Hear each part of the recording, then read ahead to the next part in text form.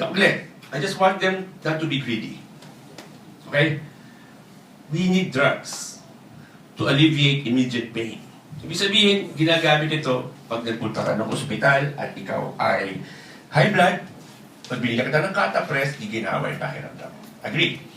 And that's the purpose of it.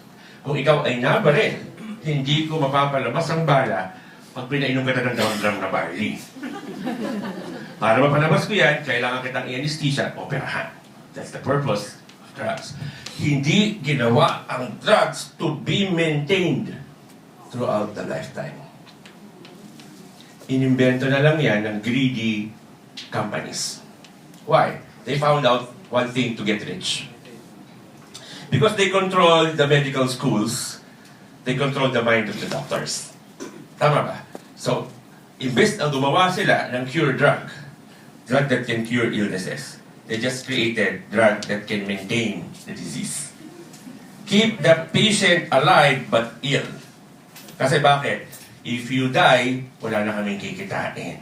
Patay ka na eh. Kikita morgue. Tama ba?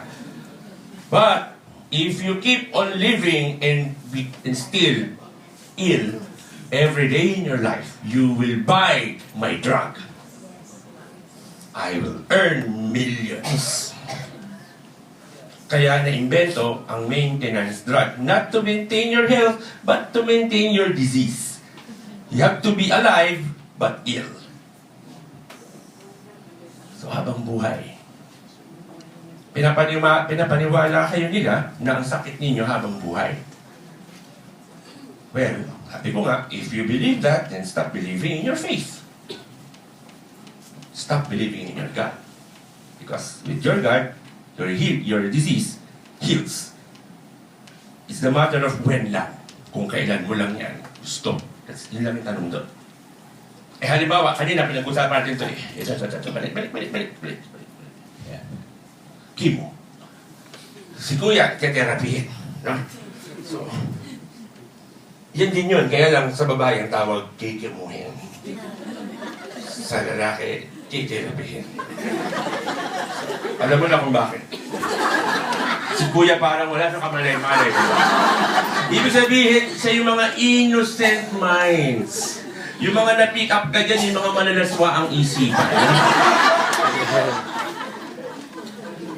Imagine mo na lang, Kuya, na isasalang ka. No? At nakita mo, eto mismo yung label. Papayag ka.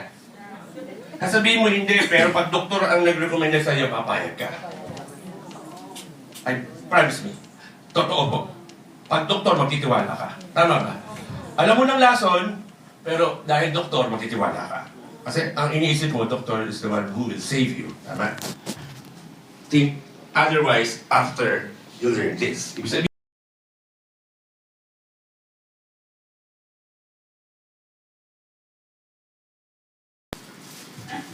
ako ay doktor din.